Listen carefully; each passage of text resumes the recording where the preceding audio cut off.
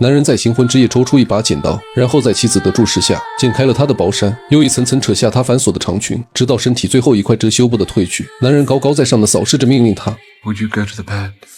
或许从那时起，安娜就意识到公爵的心灵已然衰朽，这以子嗣为第一要务，而这就是被誉为贵族丑闻的公爵夫人，依旧是根据真实故事改编。那时的安娜只有17岁，她站在洒满阳光的草坪上，灵动得像个兔子，而此时的公爵20有6，他就站在楼上隔着玻璃，望着他那鲜活的生命。公爵期待安娜能为自己生下一个健康的继承人，随后便草草立下婚约。如果生下儿子，安娜的整个家族都会水涨船高。只是母亲对安娜隐瞒了这点，所以当她得知自己将成为公爵夫人时，她满心欢喜的惊讶，随后便画上痨病般的腮红以及巍峨的假发，与公爵完成了这场声势浩大的婚礼。而他们的婚房也远比安娜想象中的更加威武，门前的仆人整齐划一，恭敬地迎接着新女主的到来，并且一进门，从穹顶侧窗射入的天光，以及能装下整个足球场的前厅，一切都超出她的阅历与想象。只是那2条淌裤的猎犬有些不太应景，但安娜依旧澎湃，甚至是期待今晚的花烛之夜。可当夜晚降临时，公爵却在她的注视下拿剪刀褪去了她的衣物，手续繁缛，一层一层，已被褪去大片衣物的安娜羞涩的不知所措，只能提扯捂住胸前的几片薄纱。但这并不是安娜想象中的婚姻，于是婚后不久，她就回到娘家，忍不住对母亲诉苦，说公爵只会对爱犬展露笑容，根本就不爱自己。但母亲却教育她母凭子贵，只要顺利诞下继承人，便能牢牢抓住公爵。安娜总是无条件信任母亲，她懂事地回到了家里，虽然公爵对她依旧冷淡。好在安娜终于有了身孕，为了庆祝此事，公爵在家中大摆宴席。可他手下党羽们的精美词早长篇大论，公爵受够了这种无趣的恭维，不等说完便愤然离席。安娜急忙追了出去，却发现他在对女仆安排着什么。 Is anything the matter? No? You just left. Yes, well, I had done eating, and those damn speeches bore me to distraction. You were the Whig's main supporter. Yes, well, I've no problem with the politics. 得知公爵只是觉得晚宴无聊后，安娜便没有多想，听从了丈夫的安排，返回宴厅招呼客人。直到晚宴结束，公爵都没有露面。而当安娜准备休息时，却在卧室前看到了不堪的一幕，这让安娜既气愤又震惊，冲进卧室就质问起了公爵。但看着他一眼平静的样子，安娜又瞬间没了底气。 You look very beautiful tonight. Is this dress your design? Yes, it is, thank you.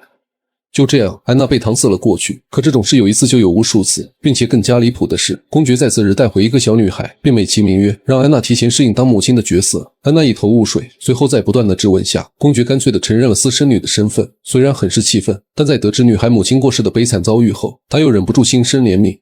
Hello, Charlotte. My name is Georgina. 就这样，安娜拥有了第一个女儿，并且在几个月后，安娜在牌桌上顺利诞下了第2个孩子。此时公爵十分坚信，今晚过后他就后继有人了，于是半场开了香槟。 I may have an heir before the night is out. 然而期望越大，失望也就越大。公爵再获千金，这让他有些恼火，就连前来看望的丈母娘都是爱答不理。 I'm in no mood for a conversation. But pray tell me, is my daughter... Is your daughter at all able to give me a son? Oh, take heart, Your Grace. As long as the mother is in good health, consider this mishap a draft. A promise of what is soon to come. In our family, Yes, I know, in your family. Your Grace.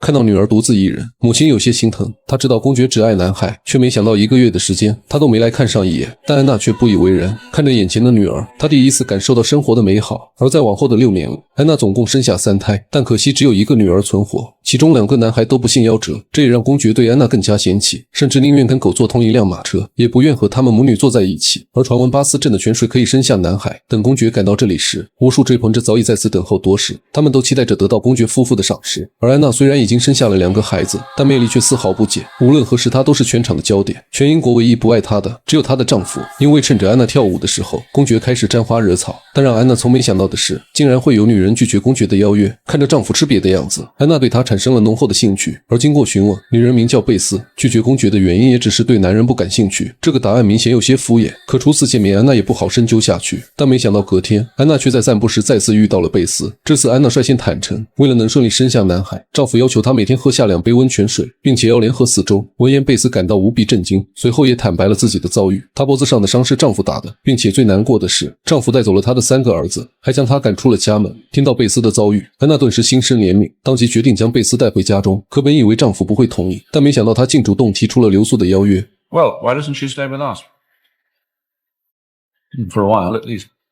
而此时的安娜还没意识到自己的这个决定究竟有多么的愚蠢。在随后的日子里，两人如胶似漆，一起看话剧，一起参加舞会，从普通朋友变成了形影不离的知己。直到在一次宴会上，安娜遇到了自己的初恋格雷。此时的格雷已经成为了国会议员，即便多年不见，两人都从彼此的眼中看到了一丝眷恋，而这一切也让贝斯看在眼里。他鼓励安娜勇敢追爱，还让她将自己想象成格雷，并手把手教学。有了闺蜜的支持，安娜便约见了格雷，而得知他正在参加大学，安娜便凭借着公爵夫人的身份出席了格雷的演讲。果然，当他出现在会场时，群众们热情高涨，纷纷将选票投给了格雷。而经此一事，两人也就情复燃。但在最后时刻，安娜还是抑制住了。作为公爵夫人，她的一举一动都能成为英国头条。虽然此生不能相守，但得知了他的心意，安娜也就满足了。可本想将这个好消息告诉贝斯，却发现他的卧室门前站了2个仆人，而看着他们神色慌张的样子，安娜还没意识到发生了什么，里面竟传来了丈夫的声音。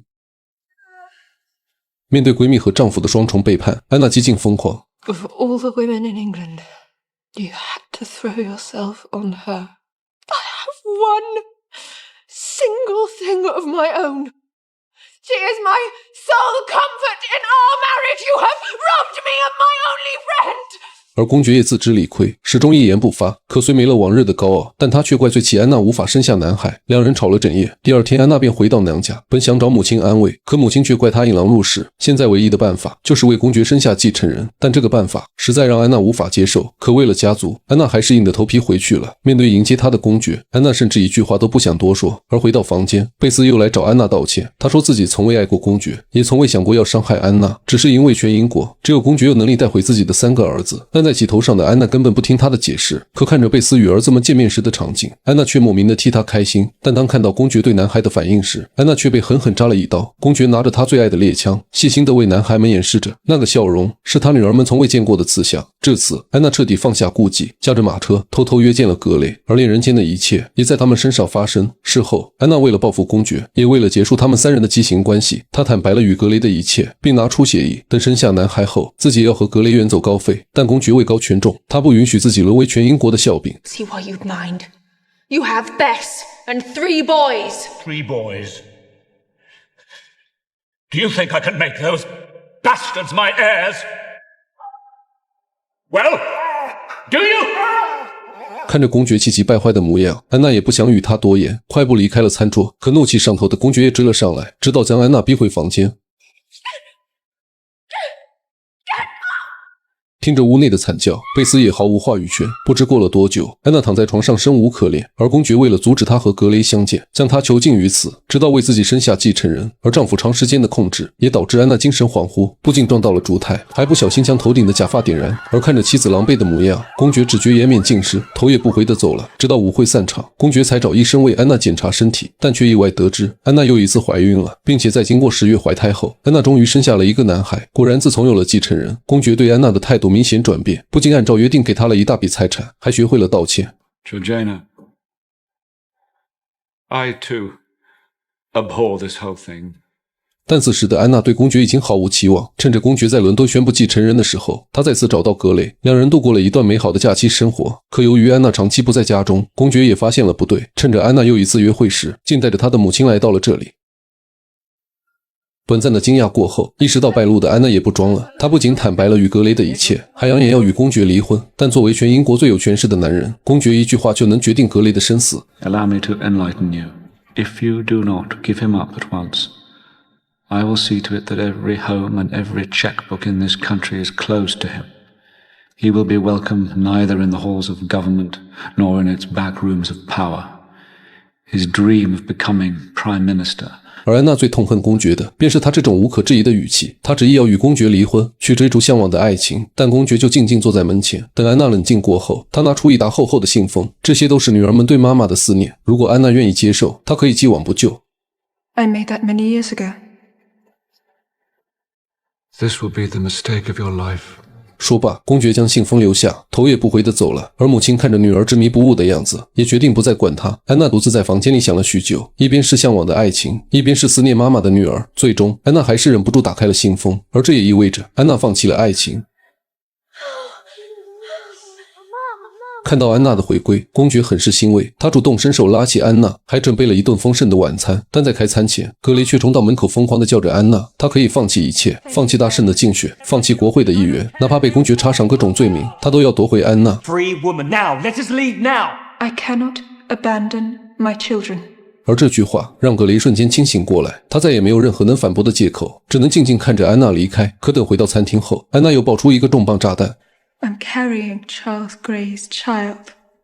公爵被惊呆了，科目已沉舟。在死寂般的沉默过后，为了不让这桩丑闻流露，公爵让安娜躲回乡下，直到生下这个孩子才能回到这里。说完，公爵便要带着贝斯离开，但没想到一向对公爵言从计听的他，却执意要陪着安娜。见状，公爵也只好作罢，放任两人一起离开。而在贝斯的照顾下，安娜再次生下了一个女儿。可作为名义上的公爵夫人，她无法抚养这个身份不明的孩子，只能在贝斯的陪同下，将女儿转交给了格雷的父母。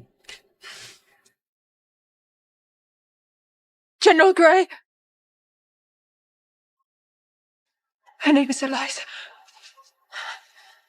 而看着被带走的女儿，安娜再也无法控制情绪，失声痛哭。就这样，安娜重新回到了伦敦。但此时关于她私生女的风言风语不断。为了堵上悠悠众口，公爵特意准备了一场舞会。而再次回归社交圈，安娜依旧是所有人的焦点。她微笑着跟昔日的朋友打着招呼，可却在转头的瞬间，她竟再次看到格雷。思考片刻后，安娜不顾众人异样的眼光，一步一步地走向格雷。而格雷也没打算逃避，也径直走向了安娜。两人就这样面对面站着。格雷率先开口说自己订婚了，可安娜在表示过恭喜后，便再次沉默。许久过后，格雷说自己多了一个侄女，叫伊莱扎。 Who is very much loved. One day you should come and meet her. In a little while. 安娜微笑着点头，然后扭头离去，一切尽在不言中。故事的最后，乔治、安娜与贝斯和公爵三人一起生活了20多年，直到他离世后，贝斯才嫁给了公爵，成为了新任德文郡公爵夫人。而安娜的初恋格雷也在不久后成为了英国的首相。至此，全篇结束。再细致的解说也无法比拟原著。